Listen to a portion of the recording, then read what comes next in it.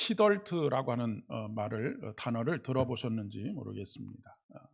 영어의 키즈라고 하는 말과 어덜트라고 하는 말이 합해져서 그렇게 사용하는 그런 말인데, 키즈라고 하는 말은 어린아이라고 하는 말이고, 어덜트는 어른을 이야기하는데, 이 키덜트라고 하는 것은 어른아이라고 하는 그런 의미가 되겠습니다. 그러니까 몸은 다 성장하고 또 뭐 다른 것들은 다 성장했는데 하는 행동들이 어린아이와 같다 해서 키덜트라고 그렇게 이야기를 합니다.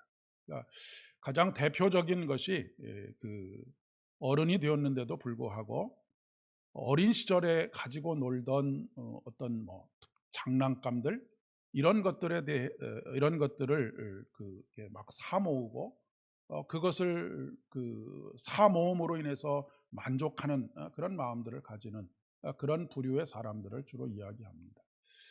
TV에서도 뭐 그 사모은 것이 뭐 한 2억 원어치가 되는 뭐 장난감을 사모았다든지, 이런 사람들을 연예인들 중에도 볼 수가 있습니다. 이거는 물론 이렇게 두드러지게 나타나는 현상이기는 하지만 우리 모두에게 사실은 이런 모습들이 다 어느 정도의 차이는 있지만 이런 경향들을 가지고 있다라고 그렇게 이야기를 할 수가 있습니다. 그러면 이런 일들이 벌어지는 원인이 무엇이냐라고 하면 결핍으로부터 오는 것입니다. 결핍의 결과라고 이야기할 수가 있겠고, 그 결핍의 결과가 고착이라고 하는 형태로 나타나게 되는 것이죠. 어디에 고착이 되느냐면 어린 시절에 아주 과하게 누렸다든지, 아니면 결핍을 경험하고 꼭 갖고 싶었지만 갖지 못했던 것, 그것에 대해서 이렇게 거기에 머물러 있는 그런 모습들을 이야기하는 것입니다. 일종의 보상 심리라고 그렇게 이야기를 할 수가 있겠지요. 인간이 느끼는 가장 원초적인 결핍은 애정 결핍입니다. 아주 갓난아기 때 아이가 주로 울 때는 두 가지 정도가 아이가 울게 되지 않습니까? 하나는 배고플 때 울게 되고, 하나는 몸이 아플 때 울음으로 자기의 의견을 주로 표현을 합니다. 그런데 만약에 양육자가 대표적인 분이 엄마가 되겠죠. 아이가 막 우는데 즉각적으로 거기에 반응하지 않으면, 채워주지 않으면, 그 결핍을 채워주지 않으면 아이가 불안함을 느끼게 됩니다. 그리고 애정의 결핍을 느끼게 되지요. 막 배가 고픈데 엄마가 젖을 충분하게 공급해 주지 않고 한동안 방치되거나 하게 되면 아이들은 이제 뭐 손가락을 빤다든지 이런 형태의 고착이 나타나고, 이 손가락을 빠는 것이 어린 시절 뭐 한 4-5살에 끝나는 것이 아니고 초등학교에 들어가도 항상 손가락을 빤다든지 하는 그런 형태로 행동들이 고착된 행동들이 나타나게 됩니다.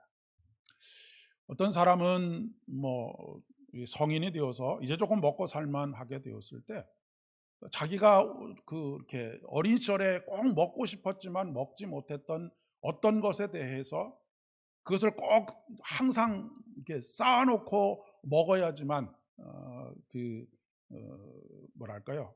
본인의 결핍을 해소하는 그런 일들이 있게 되는 것을 보게 됩니다.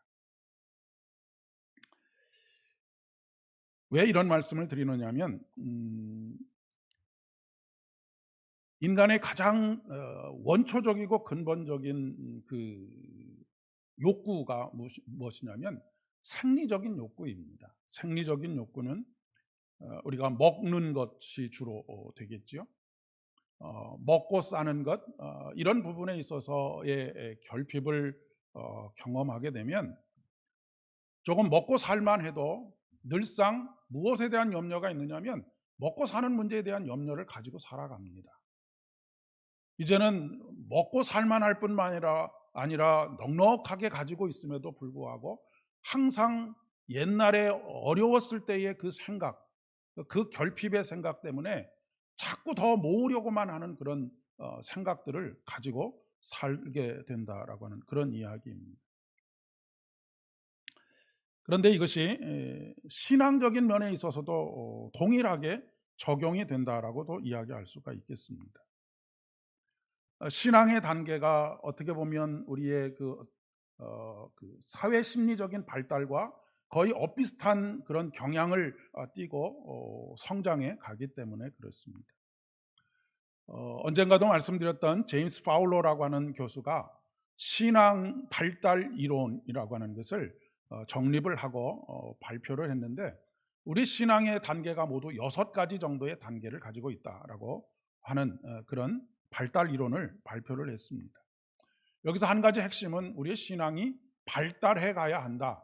그러니까 뭐 성숙해 가야 한다라고 하는 말로도 표현할 수 있겠는데, 그 얘기는 신앙에도 뭐 이렇게 수준을 이야기하기는 조금 그렇지만 그 단계를 넘어서서 또 더 진보된 신앙의 성숙함으로 나아가야 한다라고 하는 것을 우리에게 이야기해 주고 있습니다.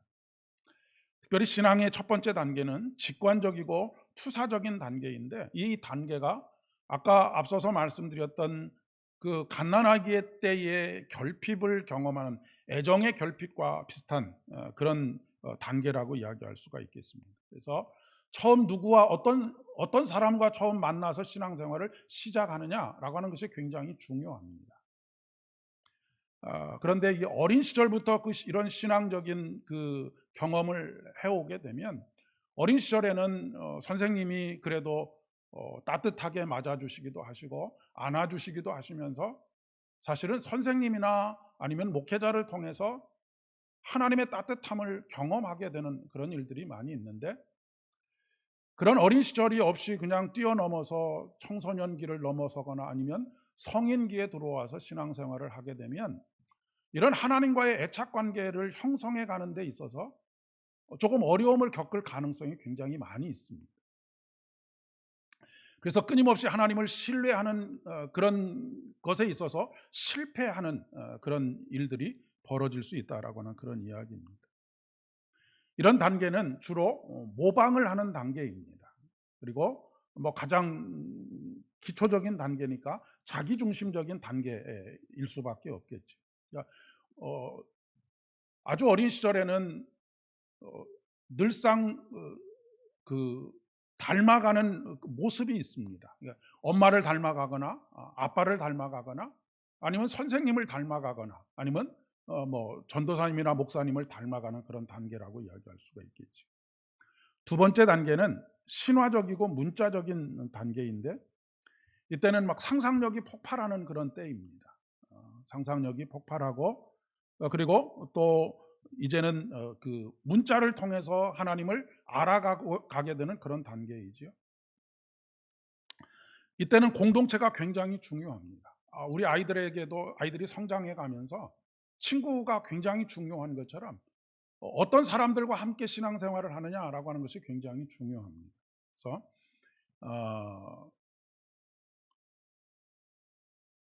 그러니까 그 공동체가 어떤 가치관을 가지고 있는지, 어떤 신념을 가지고 있는지, 그런 것들을 자기 것으로 받아들이게 되죠. 그런데 그때에 어떤 비판적인 시각을 가지고 받아들이는 것이 아니라 무비판적으로 그냥 공동체의 신념이나 가치관들을 받아들이는 단계가 2단계입니다. 이제 3단계가 되면 종합적이고 인습적인 단계라고 이야기할 수 있는데, 그러니까 자기가 신뢰할 만한 인물이나 아니면 그룹에 절대적으로 충성하게 되는 그런 단계가 바로 3단계입니다. 여기서 가장 두드러진 특징은 회개가 발생하게 된다라고 하는 것입니다. 그러니까 나의 연약함을 발견하고 나의 죄인됨을 발견하는, 거의 모든 대부분의 신앙인들의 단계가 이 한 3단계 정도에 머물러 있다라고 그렇게 이야기할 수 있습니다. 근데 여기서 조금 더 성장해 가게 되면 4단계는 개별적이고 성찰적인 그런 신앙을 가지게 됩니다. 개별적이라고 하는 것은 그동안에는 공동체의 신앙적인 관습과 그리고 그 공동체가 가지고 있는 어떤 가치관을 그냥 받아들였다고 한다면, 이 4단계가 되면 이제는 공동체와 분리되어서 내가 생각하는 하나님, 이 하나님을 고백할 수 있는 그런 단계가 된다라고 하는 그런 이야기입니다. 그리고 성찰적이라고 하는 것은 아까 무비판적으로 받아들였던 것들을 이제는 조금은 비판적으로 받아들이게 되는 그런 단계이지요. 교리나 신념이나 이런 것들을 무작정 누군가가 가르쳐 줬기 때문에가 아니라 내 안에서 성찰하고 반성하는 가운데 어 그것을 받아들이는 그런 단계. 그러니까 받아들일 건 받아들이고 버릴 것은 버리는 그런 단계가 되는 것이죠. 5단계는 통합적인 단계입니다. 아 5단계 정도가 되면 이제 뭐 여기에 우리 교회의 전통, 그리고 다른 교단, 만약에 우리 장로교회 같은 경우는 굉장히 조금 조용하고 말씀의 중심이 된 그런 그 신앙의 모습을 가지고 있지 않습니까?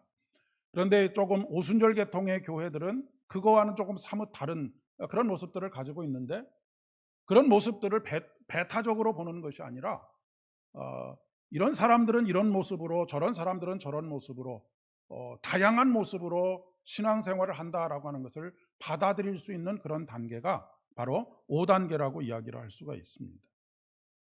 어느 한편으로 기울어지지 않는 것이죠. 그러니까 그것은 이념적으로도 마찬가지입니다. 한 5단계 정도의 신앙이 되면 진보냐 보수냐 이런 것은 사실은 그렇게 중요한 단계가 되지 않습니다. 그러니까 사회가 발전해 가기 위해서는 양쪽 날개가 다 필요하다라고 하는 것을 인식하고 그 두 가지를 다 받아들이는 그런 정도의 단계가 되는 것이고요.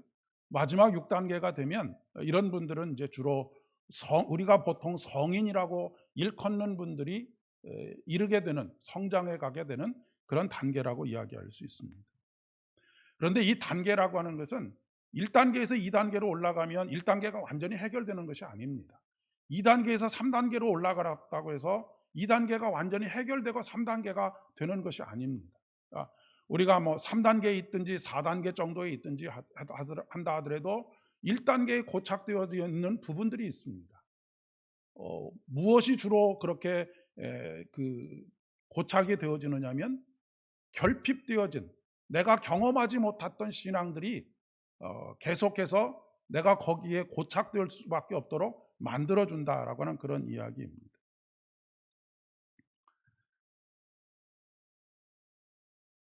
보통 일반적으로는 거의 대부분의 신앙인들이 3단계에 머물거나 아니면 조금 성숙하게 되면 4단계 정도의, 그러니까 자율적인 신앙을 추구하고 또 자기 성찰적인 그런 신앙의 삶을 추구하게 되는 것이죠.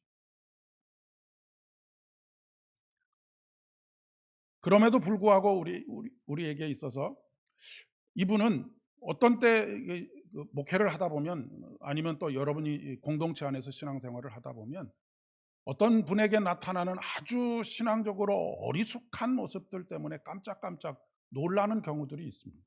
그러니까 이분의 신앙이 굉장히 존경받을 만한 신앙이고 많이 성숙되어 있는 신앙인데, 어느 한 부분에 있어서는 아주 그냥 부족한 그런 신앙의 모습들이 있는 것이죠. 우선 우리 모두에게 다 있습니다.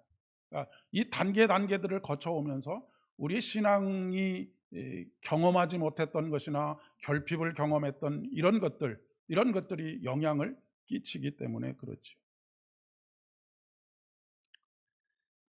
왜 장황하게 이런 말씀들을 드렸느냐면, 지금 이 사두개인과 바리새인들의 누룩에 대한 말씀을 하고 있는데, 제자들은 먹을 떡을 가지고 왔느냐 가지고 오지 않았느냐라고 하는 것에 모든 생각이 귀결되고 있다라고 하는 것을 말씀드리기 위함입니다. 그러니까 제가 여러 번에 걸쳐서 말씀드린 것처럼 초대교회 당시에 그 당시에 빈곤율이 거의 90%가 넘는다는 말씀을 드리지 않았습니까? 그러니까 생존의 문제가 모든 문제보다 가장 큰 문제였다라고 하는 것입니다.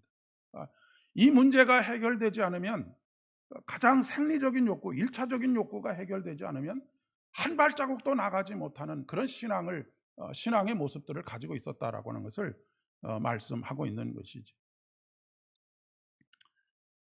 이 욕구가 해결되어야지만 안전에 대한 욕구, 소속감에 대한 욕구, 아니면 인정에 대한 욕구, 존경을 받고자 하는 욕구, 아니면 자아실현의 욕구, 이런 것들로 이렇게 점점 우리가 심리 사회적으로 발달을 해 가는데, 그렇지 못하고 요 문제에 있었다라고 하는 그런 이야기입니다. 근데 이 문제가 더 놀라운 것은 지금 이 16장 바로 앞에 어떤 이야기가 기록되어져 있느냐면, 주는 그리스도시요 살아계신 하나님의 아들입니다라고 하는 위대한 신앙의 고백을 한 베드로의 고백이 바로 직전에 기록되어져 있다라고 하는 사실이죠. 그 위대한 신앙의 고백을 했는데도 불구하고 여전히 가장 일차적인, 그리고 가장 원초적인 문제에서 허우적거리고 있다라고 하는 그런 이야기입니다. 그러니까 우리들도 그런 부분에 있어서 하나님의 온전하심을 구하고 은혜를 구해야 합니다. 우리가 신앙의 연조가 깊어지면서 존경받을 부분이 굉장히 많이 있고, 또 사람들의 인정을 받을 만한 부분들도 많이 있고 한데, 그럼에도 불구하고 어떤 일을 만났을 때, 아니면 어떤 어려움을 당했을 때 근본이 흔들리는 그런 분들이 종종 있거든요. 왜냐하면 가장 하나님과의 기초적인 하나님의 임재와 현존의 경험이 없을 때 그런 현상들이 많이 나타납니다. 애정의 결핍인 것이죠. 부모에게서 애정의 결핍을 경험했던 사람들은 또 하나님과의 이 애정의 관계를 만들어가는 일에도 굉장히 힘들어합니다. 부모와의 애정의 결핍을 경험했던 사람은 결혼을 할 때에도 상대방에 대한 신뢰와 나를 끝까지 사랑해 줄 것인가라고 하는 것에 대한 그런 의심들을 떨쳐내지 못하는 경우들이 굉장히 많이 있는 것이죠.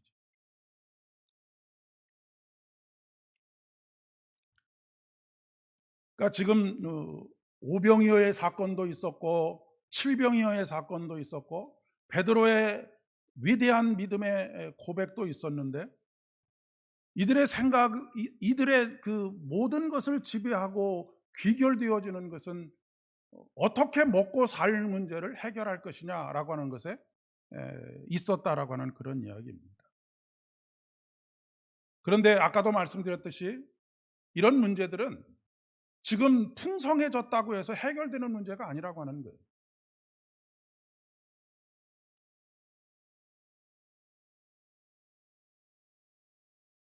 도둑이 재발 저린다는 말이 있듯이, 예수님께서 바리새인들과 사두개인들의 누룩을 조심하라라고 하는 말은 그들이 가지고 있는 그들이 말하는 교훈들, 그러니까 그들의 가르침, 그들의 가치관, 이런 것들을 조심하라라고 하는 것이고, 그것을 왜 누룩이라고 표현을 했느냐면,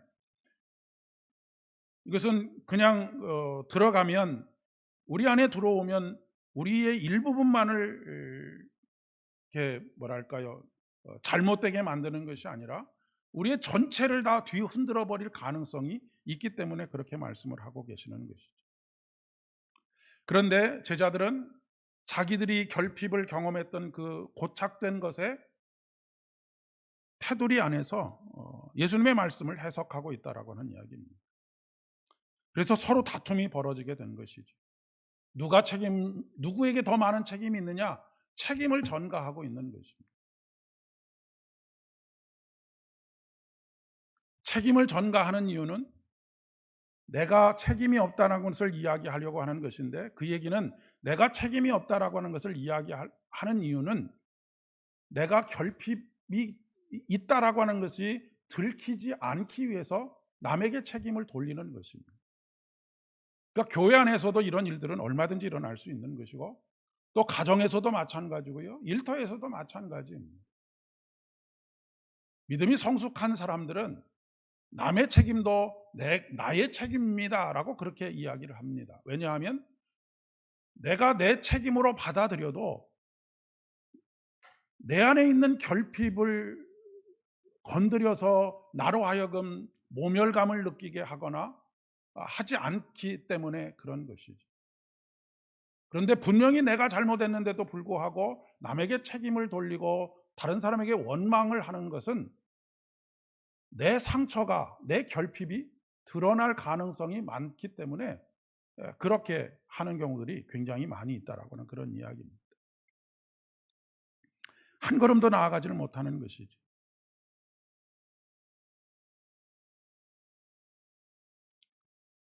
그리고 예수님께서 오병이어의 사건과 칠병이어의 사건을 말씀하시는 이유가 무엇입니까? 지금 떡이 한 덩어리가 있느냐, 두 덩어리가 있느냐라고 하는 것은 사실은 큰 문제가 아니라고 하는 것을 말씀하고 계시는 것이죠. 바리새인들과 사두개인들의 누룩에 대한 이야기가 그런 차원의 이야기가 아닌 것을 깨달으라고 하는 말씀입니다. 우리 하나님은 어떤 하나님이십니까? 천지를 창조하신 하나님이십니다. 우리가 성경을 읽다 보면 이것은 믿을 수 있어, 이것은 믿을 수 없어, 이건 도무지 일어날 수 없는 일이야 라고 생각하는 많은 일들이 있습니다. 많은 사람들 중에, 그리스도인들 중에 많은 사람들이 예수 그리스도의 부활을 믿지 않는 사람들이 많습니다. 그러면서 창조주 하나님은 믿는다고 그렇게 이야기를 합니다. 하나님께서 나를 만드셨다라고 하는 것을 고백하는데 부활하신 예수 그리스도를 믿지 못하겠다라고 하는 말은 그것은 앞뒤가 맞지 않는 이야기입니다. 창조주 하나님은 어떤 하나님이십니까? 없는 것을 있게 하시는 하나님이십니다. 그것은 죽은 것을 살리는 하나님과 크게 다르지 않는 하나님입니다. 부활이라고 하는 사건 자체가 하나님의 또 다른 창조의 역사이기 때문에 그렇습니다. 그러니까 우리가 하나님에 대해서 믿는 것은 단 한 가지만 믿으면 됩니다. 거기에 대한 신뢰가 생기면 되는데 그것이 바로 하나님께서 우리를 창조하셨다라고 하는 창조 신앙의 고백입니다. 제가 진화론에 대한 말씀을 드렸죠. 창조와 진화, 왜 그토록 진화론을 가지고 창조의 이야기, 창조 신앙을 공격하고 수많은 사람들이 과학이라고 하는 이름으로 진화론을 신봉하게 만드느냐? 그것은 우리의 창조 신앙을 무너뜨리기 위한 것입니다. 여기서는 물러설 수 있는 곳이 없는 거예요. 창조 신앙이 무너지면 부활 신앙도 무너집니다. 창조 신앙이 무너지면 다시 오셔서 이 세상을 온전케 하시고 구원하신다라고 하는 종말 신앙도 무너지게 되어져 있습니다. 그러니까 가장 근본적인 것을 무너뜨리는 것이죠.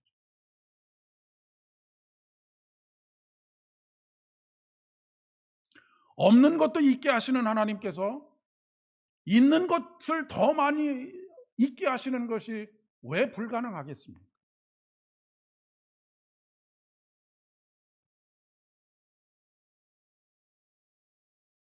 근데 자꾸 사단은 우리의 신앙의 문제를 창조주 하나님의 그 능력이 많으신 올마이티, 전지전능하신 그 하나님에 대한 믿음을 우리의 가장 원초적인 것, 먹고 사는 문제를 해결하는 그것으로 치환해서 꼬리가 몸통을 흔들게 되는 그런 결과를 자꾸 만들어내려고 하는 것이죠. 이 문제가 해결이 안 되면 창조주 하나님의 신앙이 무너지도록 만드는 그런 일들이 계속해서 발생하고 있다라고 하는 것입니다. 먹고 사는 문제가 가장 1차원적이고 원초적인 문제라고 말씀을 드렸던 것처럼 중요한 문제입니다. 늘 말씀드리는 것이지만 근데 영적인 세계는 그보다 훨씬 더 깊고 넓고 높은 세계라고 하는 것이죠. 수많은 신앙적 경험을 하고도 이런 깨달음이 없는 경우들이 굉장히 많습니다. 왜냐하면 보기는 보아도 보지 못하고 듣기는 들어도 듣지 못하고 많은 것들을 깨달았음에도 불구하고 이내 망각하기 때문에 그렇습니다. 그래서 신앙은 늘 제자리 걸음을 하게 되는 것이죠. 그리고 또 한 가지 중요한 것은 지금이 어느 때이냐라고 하는 것입니다. 지금 마태복음 16장의 이야기들은 예수님의 공생애의 마지막을 향하여 달려가고 있을 때입니다.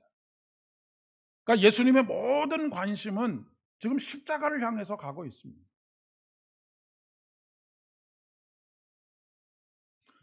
지금은 십자가에 집중해야 될 때고 끝까지 그 길을 걸어가야 할 때입니다. 살고자 하면 죽고 죽고자 하면 사는 그런 순간이 다가오고 있는데 지금 한가하게 육체의 생존을 위한 이야기만 하고 있는 것이죠. 우리가 살아가고 있는 이 시대도 마찬가지라고 이야기할 수 있습니다. 지금은 어느 때이냐면 종말의 때입니다. 이 종말의 때에 너희는 준비하고 있어라, 깨어 있으라 라고 말씀하십니다.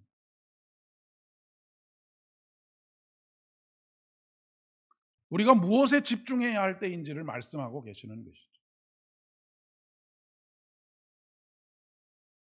그러면 우리는 왜 넘어진 곳에서 또 넘어지게 되는 것일까요? 아까 말씀드렸던 것처럼 반성과 성찰이 없기 때문에 그렇습니다. 반성과 성찰이 한 4단계의 신앙으로 나아가지 못하게 되기 때문에 그렇죠. 뭐가 잘못됐는지를 돌아보지 않기 때문에 그렇습니다. 아까 남 탓을 하는 이유에 대해서도 말씀을 드렸는데 남 탓을 하는 또 다른 이유 중에 한 가지는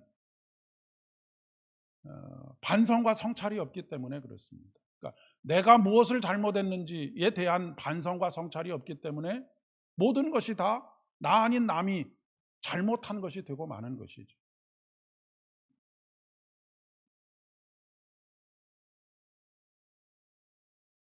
그런데 오늘 말씀에 보면 알지도 못할 뿐만 아니라 깨달음도 없고 둔하고 수군거리기까지 합니다. 여러분 이스라엘 백성들이 왜 멸망했는 줄 아십니까? 예레미야 선지자를 통해서 말씀하시는 것은 듣기는 들어도 듣지 못하 아니, 어, 보기는 보아도 보지 못하고 듣기는 들어도 듣지 못하고 아무리 하나님께서 수많은 선지자들을 통하여서 말씀하셔도 깨닫지 못했기 때문에 그렇습니다. 깨닫지 못했다라고 하는 것은 돌이키지 않았다라고 하는 이야기입니다. 하나님께서는 우리에게 끊임없이 자기를 돌아보고 회개하여서 다시 하나님께로 방향을 돌리기를 원하시는데 깨닫지를 못하니까 반성과 성찰이 없으니까 돌이키지를 못하고 돌이키지를 못하면 결국 가던 길을 계속 가게 되는데 그 길이 어떤 길이냐면 멸망하는 길이라고 하는 말씀입니다. 그렇기 때문에 우리가 날마다 하나님께 구해야 할 것 중에 한 가지는 하나님 깨닫게 해 주십시오라고 하는 것입니다. 나를 돌아보고 성찰하고 내가 지금 어느 방향을 향하여서 가고 있는지를 늘 돌아보게 해달라고 하는 것이죠. 하나님께서 또 깨닫게 하시기 위해서 틈을 만드십니다. 틈과 틈 사이가 벌어지도록 만들고 그곳을 통하여서 통로가 만들어지게 되죠. 하도 완고해서 틈이 보이지 않으니까 때때로는 어려움과 때때로는 고난과 이런 것들을 통하여서 내 마음에 금이 가도록 하는 것입니다. 찔러도 피 한 방울 나올 것 같지 않는 그런 상황 속에서 내 마음에 틈이 벌어져야 그 안으로 은혜가 스며들 수밖에 들게 되기 때문에 그런 것이죠.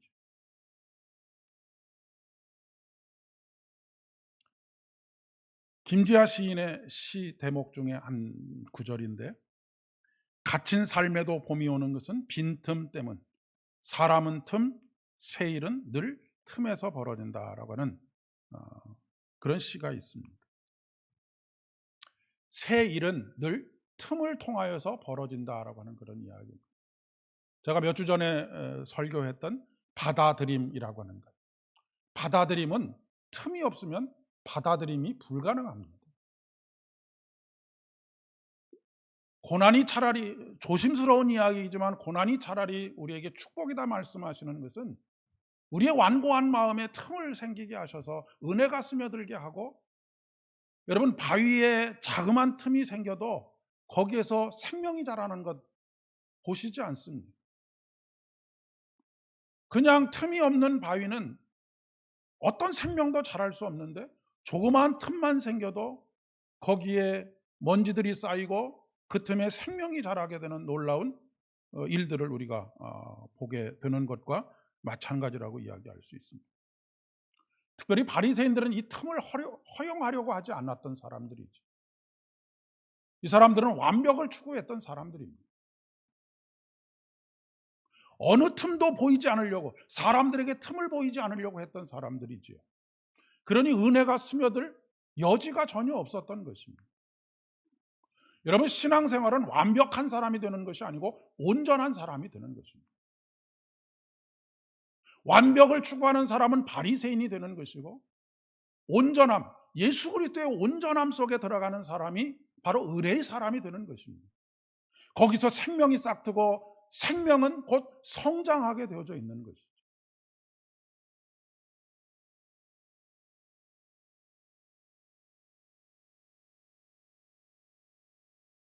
그렇기 때문에 우리가 연약한 사람들이나 아니면 어떤 약점을 가지고 있는 사람들, 이런 사람들을 함부로 비웃거나 한탄하거나 혐오하시면 안 됩니다. 왜요? 그들이 가지고 있는 그 틈, 약점들은 하나님의 은혜가 스며들게 되는 그런 틈이 되기 때문에 그래요. 오히려 걱정해야 될 것은, 나는 사람들에게 틈을 보이지 않고 있다라고 생각하는 우리들입니다. 거기는 은혜가 스며들 가능성이 없기 때문에 그렇죠. 왜 바리새인들과 사두개인들이 예수님을 받아들이지 않았습니까? 틈을 보이지 않았기 때문에. 왜 창기와 세리와 죄인들이 은혜를 받았습니까? 그들이 구원을 받았습니까? 그들에게는 너무나 큰 틈이 있었던 것이에요.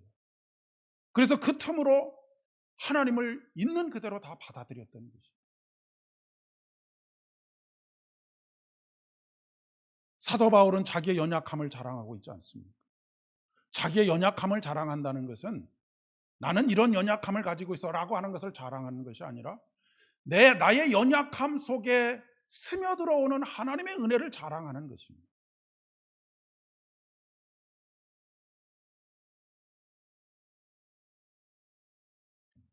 뿐만 아니라 아까도 말씀드렸듯이 우리에게는요, 뭐 3단계가 되었던 4단계가 되었던 5단계가 되었던 신앙의 어떤 성숙의 과정 속에 있지만, 우리 자신의 1단계에 있는 우리 자신만이, 나만이 가지고 있는 그런 연약함들이 다 있습니다.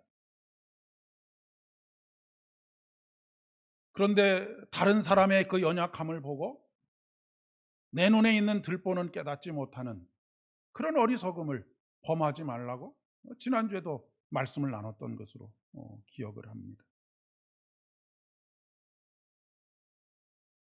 우리들에게는 항상 받아들일 준비가 되어져 있어야 합니다. 그러기 위해서는 마음을 말랑말랑하게 만들어 놓아야 하는 것이죠.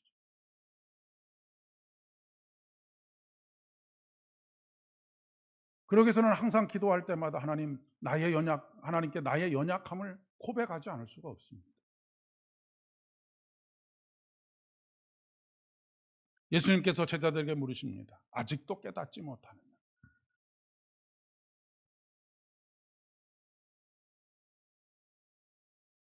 함께 기도드리겠습니다. 은혜가 풍성하신 좋으신 아버지 하나님, 감사드립니다. 우리의 연약함이 큰 은혜인 것을 고백합니다. 틈을 보이지 않으려고 자신을 포장하고 감쌌던 우리의 무지함, 깨닫지 못함을 용서하여 주시기를 간절히 소망합니다. 우리의 연약함 가운데로 스며들어오는 주님의 은혜를 마치 젖을 먹고 만족한 어린아이와 같이 그렇게 그 은혜를 누리기를 소망합니다.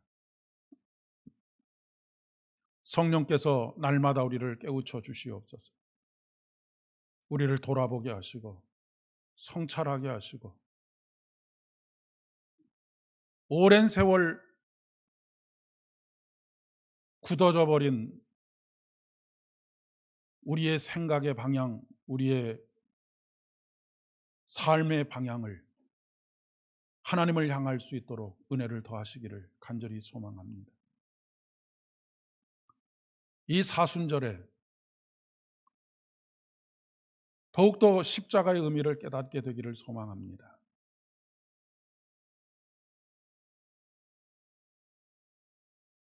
십자가를 향하여 돌아서기를 소망합니다. 예수님의 이름으로 기도드립니다. 아멘. 이제는 우리 주님 예수 그리스도의 은혜와 아버지 하나님의 극진하신 사랑하심과 성령 하나님의 위로하심과 교통하심이 오늘 온전히 나를 열어 주님을 받아들이기를 소망하며 가던 길 멈추고 나를 돌아보므로 십자가를 향하는 발걸음이 아닌 다른 방향을 향하여는 발걸음을 돌이켜 우리 주님을 바라보기를 소망합니다. 예수님의 소망하는 사랑하는 모든 성도님들의 머리 위에 가정과 일터 위에 이로부터 영원까지 함께 하시기를 간절히 축원합니다.